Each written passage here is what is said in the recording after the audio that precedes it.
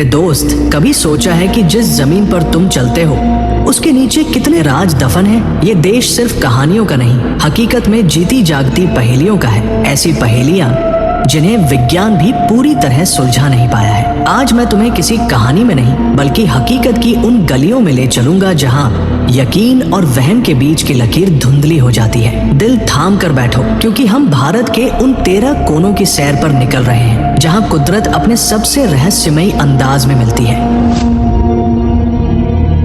सोचो जरा, तुम एक नदी के किनारे खड़े हो, पानी की कलकल करती आवाज आ रही है और जैसे ही तुम्हारी नजर पानी के अंदर जाती है तुम्हारे रोंगटे खड़े हो जाते हैं। पानी के नीचे नदी के तल पर 1-2 नहीं, 100-200 नहीं बल्कि हजारों की तादाद में शिवलिंग उकेरे हुए हैं। ये कोई सपना नहीं, ये हकीकत है कर्नाटक की श्यामला नदी की। इस जगह को सहस्रलिंग कहते हैं, यानी हजारों लिंगों वाली जगह। हैरानी की बात यह है कि नदी का बहाव सदियों से इन पत्थरों से टकरा रहा है। मानसून में पानी का वेग सब कुछ बहा ले जाने को तैयार रहता है, लेकिन ये शिवलिंग आज भी वैसे के वैसे ही है। साफ साफ दिखाई देते हैं जैसे इन्हें कल ही तराशा गया हो। लोग कहते हैं कि ये 19वीं सदी के किसी राजा ने बनवाए थे जो एक महान शिव भक्त था। वो चाहता था कि नदी का पानी भी पवित्र होकर बहे, हर कंकड़ शंकर बन जाए। पर सोचो, उस जमाने में बिना किसी मॉडर्न मशीन के नदी के बीचों बीच पानी के बहाव को चीरकर हजारों शिवलिंगों को तराशना क्या कोई मामूली काम था? ये सिर्फ कलाकारी नहीं,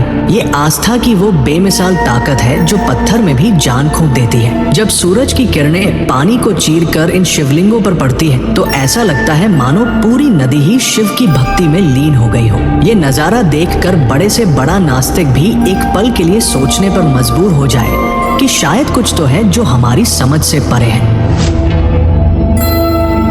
अब तुम्हें एक ऐसी जगह ले चलता हूँ जहाँ आसमान भी मौत का पैगाम लेकर आता है। असम की हसीन वादियों में बसा एक छोटा सा गांव है, जतिंगा। दिखने में ये किसी भी आम गांव जैसा है, लेकिन मानसून की कुछ खास रातों में यहाँ जो होता है वो किसी के भी होश उड़ाने के लिए काफी है। सितंबर और अक्टूबर के महीने में जब घना कोहरा होता है और हल्की बारिश हो रही होती है, शाम के 7 से 10 बजे के बीच यहाँ एक अजीब घटना घटती है। दूर दूर से उड़ते हुए पक्षी झुंड के झुंड इस गांव की तरफ खींचे चले आते हैं। वो रोशनी की तरफ आते हैं, लेकिन फिर अजीब तरह से बेचैन होकर लड़खड़ाते हुए सीधे जमीन पर आकर गिर जाते हैं और मर जाते हैं। इसे पक्षियों की सामूहिक आत्महत्या कहा जाता है। सालों तक ये एक अनसुलझी पहेली थी। गांव वाले इसे बुरी आत्माओं का साया मानते थे। वैज्ञानिकों ने जब इस पर रिसर्च की तो कुछ थ्योरी सामने आई। कुछ कहते हैं कि इस मौसम में यहाँ की हवा में एक अजीब सा चुंबकीय खिंचाव पैदा हो जाता है जो पक्षियों के दिमागी संतुलन को बिगाड़ देता है। कुछ का मानना है कि घना कोहरा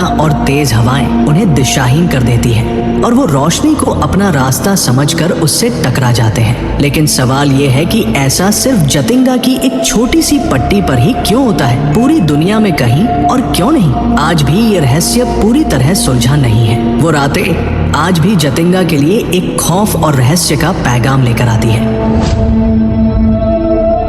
कैसा हो अगर मैं कहूँ कि भारत में एक ऐसी झील है जिस पर द्वीप तैरते हैं, और सिर्फ द्वीप ही नहीं, उन द्वीपों पर लोग रहते हैं, घर बनाते हैं और यहाँ तक कि दुनिया का इकलौता तैरता हुआ नेशनल पार्क भी यही है। ये कोई कल्पना नहीं, ये मणिपुर की लोकटक झील की हकीकत है। इस झील की सतह पर घास, मिट्टी और पेड़ पौधों से बने बड़े बड़े टुकड़े तैरते रहते हैं, जिन्हें स्थानीय भाषा में फुंदी कहा जाता है। ये फुंदी किसी छोटे मोटे द्वीप जैसे लगते हैं, कुछ तो इतने बड़े हैं कि उन पर स्कूल और घर बने हुए हैं। सोच कर देखो, आपका घर जमीन पर नहीं बल्कि पानी पर तैर रहा है। ये फुंदी स्थिर नहीं रहते, हवा और पानी के बहाव के साथ अपनी जगह बदलते रहते हैं। इसी झील पर दुनिया का इकलौता तैरता हुआ national park Keibul Lamjao national park भी है, जो बेचारे संगाई हिरण का आखिरी घर है। ये झील सिर्फ एक अजूबा नहीं है, ये यहाँ के लोगों की जिंदगी है, उनकी रोजी रोटी, उनका कल्चर, सब कुछ इसी झील से जुड़ा है। लेकिन आज ये अनोखी झील खतरे में है। प्रदूषण और इंसानी दखलंदाजी इन तैरते हुए द्वीपों के अस्तित्व को मिटा रही है। ये कुदरत का एक ऐसा करिश्मा है जिसे अगर हमने नहीं सहेजा तो शायद आने वाली पीढ़ियां इस पर यकीन भी नहीं करेंगी कि कभी जमीन के टुकड़े भी पानी पर तैरा करते थे। अब जो कहानी मैं सुनाने जा रहा हूँ वो शायद आपके यकीन की हर हद को पार कर जाएगी। त्रिपुरा के घने जंगलों के बीच एक पहाड़ी है जिसे लोग श्यामला पहाड़ी कहते हैं। ये कोई आम पहाड़ी नहीं है। यहाँ के स्थानीय लोगों और कुछ किस्से कहानियों की माने तो इस पहाड़ी की मिट्टी से कभी कभी लाल रंग का एक तरल पदार्थ निकलता है जो देखने में हूबहू खून जैसा लगता है। ये एक ऐसी बात है जिस पर आसानी से यकीन नहीं होता और इसका कोई पुख्ता वैज्ञानिक सबूत भी मौजूद नहीं है। ये उन अनसुनी अनकही कहानियों में से एक है जो पीढ़ी दर पीढ़ी उस इलाके में सुनाई जाती है। कहते हैं कि ये पहाड़ी किसी दैवीय शक्ति का प्रतीक है और जब धरती पर कुछ अनिष्ट होने वाला होता है तो ये पहाड़ी रोती है और उसके आंसू खून बनकर निकलते हैं। कुछ लोग इसे जमीन के नीचे मौजूद कुछ खास तरह के मिनरल्स और आयरन ऑक्साइड का नतीजा बताते हैं जो पानी के संपर्क में आने पर लाल रंग छोड़ते हैं। लेकिन सच क्या है ये कोई नहीं जानता। ये जगह इतनी गुमनाम और रहस्यमयी है कि इसके बारे में ज्यादा जानकारी भी उपलब्ध नहीं है और शायद यही बात इसे और भी ज्यादा डरावना और दिलचस्प बनाती है। एक ऐसी पहाड़ी जो खून के आंसू रोती है, ये कल्पना ही सिहरन पैदा करने के लिए काफी है। चलो अब तुम्हें धरती पर ही चांद की सैर कराते हैं। लद्दाख की बर्फीली वादियों में लेह से कारगिल के रास्ते पर एक जगह पड़ती है, लामायुरु।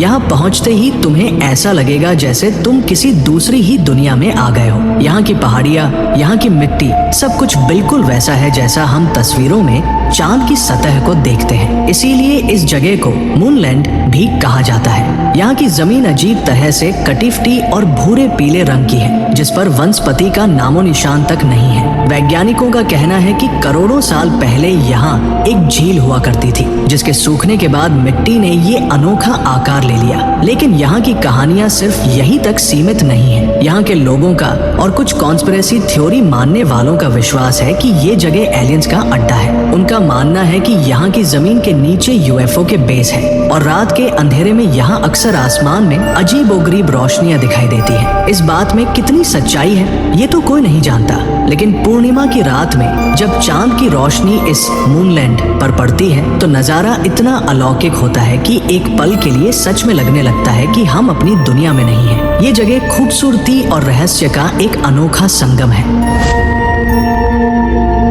अब बात करते हैं एक ऐसे मंदिर की जहां विज्ञान के नियम भी काम करना बंद कर देते हैं। गुजरात के कच्छ इलाके में एक सुदामा मंदिर है जिसके बारे में एक बहुत ही हैरत अंगेज बात कही जाती है। लोगों का अनुभव है कि जैसे ही आप इस मंदिर के प्रांगण में कदम रखते हैं आपके मोबाइल फोन का नेटवर्क गायब हो जाता है और आपकी घड़ी, चाहे वो डिजिटल हो या सुई वाली, अपने आप बंद हो जाती है। जैसे ही आप मंदिर से बाहर आते हैं सब कुछ फिर से नॉर्मल हो जाता है। ये कैसे होता है इसका कोई सटीक जवाब किसी के पास नहीं है। कुछ लोग इसे भगवान कृष्ण और सुदामा की दोस्ती की दिव्य ऊर्जा का प्रभाव मानते हैं। उनका कहना है कि इस जगह की पवित्रता इतनी ज्यादा है कि कोई भी इलेक्ट्रॉनिक चीज यहाँ काम नहीं करती।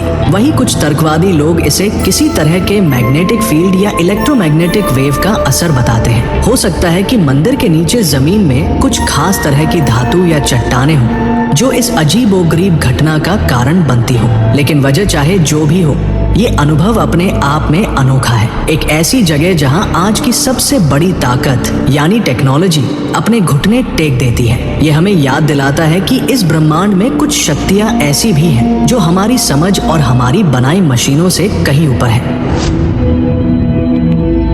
हम सबने पढ़ा है कि गुरुत्वाकर्षण यानी ग्रेविटी की वजह से हर चीज नीचे की तरफ गिरती है। पानी हमेशा ऊपर से नीचे की ओर बहता है। लेकिन क्या हो अगर मैं कहूँ कि एक झरना ऐसा भी है जो इस नियम को चुनौती देता है। सिक्किम के गंगटोक के पास एक ऐसा रहस्यमयी झरना है जिसे देखकर आपकी आंखें धोखा खा जाएंगी। यहाँ पानी नीचे से ऊपर की ओर बहता हुआ प्रतीत होता है। जी हाँ, आपने सही सुना, ऊपर की ओर। जब गाड़ियाँ इस पहाड़ी के पास न्यूट्रल में खड़ी की जाती है तो वो भी अपने आप ऊपर की ओर खींचने लगती है। असल में वैज्ञानिक इसे ऑप्टिकल इल्यूजन यानी नजरों का धोखा बताते हैं। उनका कहना है कि इस जगह की सड़क और आसपास के लैंडस्केप का डिजाइन कुछ ऐसा है कि जो ढलान है वो चढ़ाई जैसी दिखती है और इसी वजह से हमें लगता है कि पानी और गाड़ियां ऊपर की ओर जा रही है। इसे मैग्नेटिक हिल भी कहा जाता है। लेकिन जब आप अपनी आंखों से पानी की धार को ऊपर की तरफ जाते हुए देखते हैं तो कोई भी वैज्ञानिक तर्क उस हैरानी को कम नहीं कर पाता। वो नजारा देखकर एक ही सवाल मन में आता है, क्या जो हम देख रहे हैं वो सच है या जो हम जानते हैं वो सच है?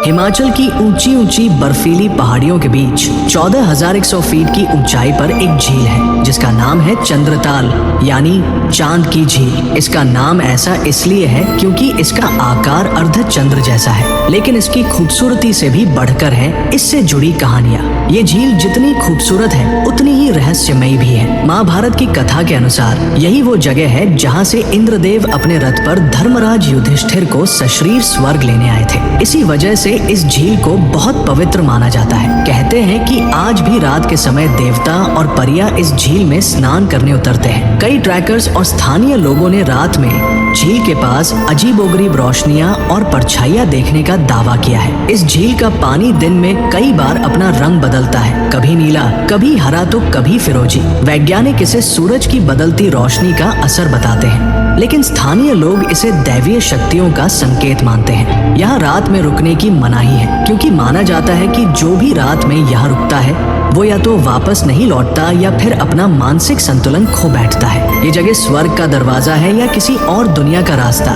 ये रहस्य आज भी इन बर्फीली वादियों में दफन है।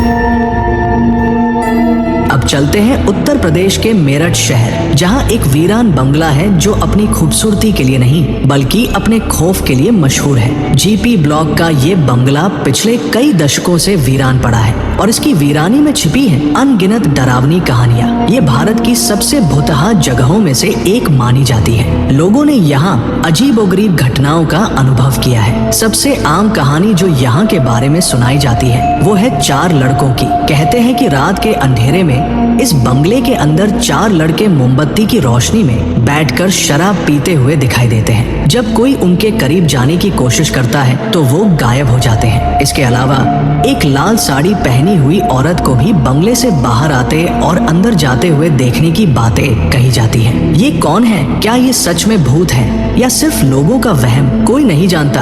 आज तक इस बात का कोई सबूत नहीं मिला है, लेकिन इन कहानियों का खौफ इतना है कि दिन के उजाले में भी कोई इस बंगले के पास जाने की हिम्मत नहीं करता। ये बंगला आज भी खामोशी से खड़ा है, अपने अंदर न जाने कितने अनसुलझे राज समेटे हुए।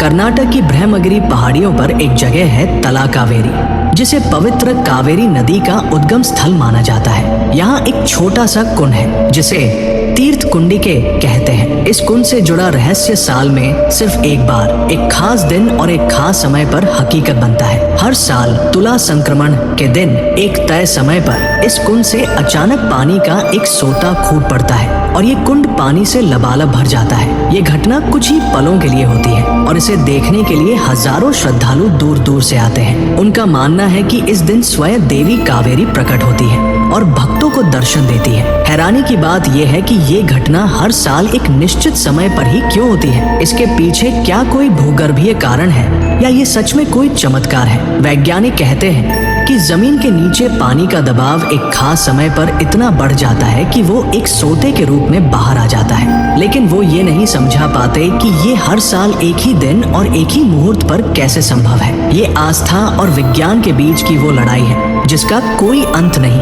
ये झरना अचानक प्रकट होता है और फिर साल भर के लिए गायब हो जाता है, अपने पीछे छोड़ जाता है एक अनसुलझा सवाल। हम सबने आग उगलने वाले ज्वालामुखियों के बारे में सुना है जिनसे गर्म लावा निकलता है, लेकिन क्या आपने कभी कीचड़ उगलने वाले ज्वालामुखी के बारे में सुना है? भारत के अंडमान और निकोबार द्वीप समूह के बाराटांग आइलैंड पर आपको ये अनोखा नजारा देखने को मिल जाएगा। यहाँ जमीन से लावा नहीं बल्कि कीचड़, गैस और पानी का एक मिश्रण बुलबुलों के साथ बाहर निकलता है। ये भारत के इकलौते सक्रिय मड वोल्केनो हैं। ये तब बनते हैं जब जमीन के बहुत नीचे मौजूद गैस और पानी का दबाव बढ़ जाता है और वो ऊपर की मिट्टी और चट्टानों को धकेलता हुआ सतह पर आ जाता है। जब ये फटते हैं तो कीचड़ का एक छोटा सा ढेर बन जाता है। ये देखने में जितने शांत लगते हैं उतने होते नहीं हैं। इनमें कभी भी विस्फोट हो सकता है। ये नजारा जितना अजीब है उतना ही अद्भुत भी। ये हमें धरती की उन अनजान ताकतों से रूबरू कराता है जो सतह के ठीक नीचे हर पल काम कर रही है। ये कीचड़ के ज्वालामुखी इस बात का सबूत है कि हमारी धरती आज भी अंदर से जिंदा है और इसके गर्भ में न जाने ऐसे कितने ही रहस्य छिपे हुए हैं। अब बात करते हैं एक ऐसे पत्थर की जिसे पत्थर नहीं बल्कि साक्षात भगवान माना जाता है। नेपाल से निकलने वाली और भारत में बहने वाली गंडकी नदी में कुछ खास तरह के काले, चिकने और गोल पत्थर पाए जाते हैं जिन्हें शालिग्राम कहा जाता है। हिंदू धर्म में खासकर वैष्णव संप्रदाय में इन पत्थरों को भगवान विष्णु का ही एक रूप माना जाता है और इनकी पूजा की जाती है। इन पत्थरों पर प्राकृतिक रूप से चक्र जैसे निशान बने होते हैं। रहस्य की बात यह है कि ये पत्थर बनते कैसे हैं। विज्ञान कहता है कि ये करोड़ों साल पुराने समुद्री कीड़ों के जीवाश्म हैं जिन्हें अमोनाइट कहते हैं। करोड़ों साल पहले जब हिमालय की जगह टेथिस नाम का समुद्र हुआ करता था तब ये जीव उसमें रहते थे। उनके मरने के बाद उनके कवच जीवाश्म बन गए, लेकिन आस्था के लिए ये सिर्फ जीवाश्म नहीं है। वो पूछती है कि ये पत्थर सिर्फ गंडकी नदी में ही क्यों मिलते हैं। इन पर भगवान विष्णु के सुदर्शन चक्र जैसे निशान प्राकृतिक रूप से कैसे बन गए। इन पत्थरों को घर में रखकर पूजा करने के लिए किसी प्राण प्रतिष्ठा की जरूरत नहीं होती, क्योंकि इन्हें स्वयंभू यानी स्वयं प्रकट हुआ भगवान माना जाता है। ये एक पत्थर है लेकिन इसमें करोड़ों लोगों की आस्था बसती है। ये विज्ञान और विश्वास का वो संगम है जहाँ दोनों अपनी अपनी जगह सही लगते हैं। आज से लाखों साल पहले आसमान से आग का एक विशाल गोला धरती की तरफ आया और तेज धमाके के साथ जमीन से टकरा गया। इस टक्कर ने जमीन पर एक बहुत बड़ा और गहरा गड्ढा बना दिया। ये कोई कहानी नहीं, ये हकीकत है राजस्थान के बारां जिले में मौजूद रामगढ़ क्रेटर की। लगभग 3.5 किलोमीटर के व्यास वाला ये गड्ढा एक उल्कापिंड यानी एस्टेरॉयड के टकराने से बना था। आज भी इस विशाल गड्ढे की संरचना को देखकर उस प्रलयकारी टक्कर का अंदाजा लगाया जा सकता है। हैरानी की बात यह है कि इतने बड़े रहस्य को समझने और इसे एक नेशनल जियो हेरिटेज साइट का दर्जा देने में हमें सालों लग गए। आज भी वैज्ञानिक इस क्रेटर पर रिसर्च कर रहे हैं ताकि उस उल्कापिंड के बारे में और जानकारी जुटाई जा सके जो करोड़ों साल पहले हमारे ग्रह से टकराया था। इस क्रेटर के अंदर एक झील और एक पुराना मंदिर भी है जो इस जगह को और भी रहस्यमय बना देता है। ये गड्ढा हमें हर पल याद दिलाता है कि इस ब्रह्मांड में हम कितने छोटे हैं और आसमान से आने वाला एक पत्थर भी पल भर में धरती का नक्शा बदल सकता है। ये सिर्फ एक गड्ढा नहीं, ये अंतरिक्ष से आया एक संदेश है जो आज भी पूरी तरह से समझा नहीं जा सका है। अपडेट और नई वीडियो के लिए सब्सक्राइब करें।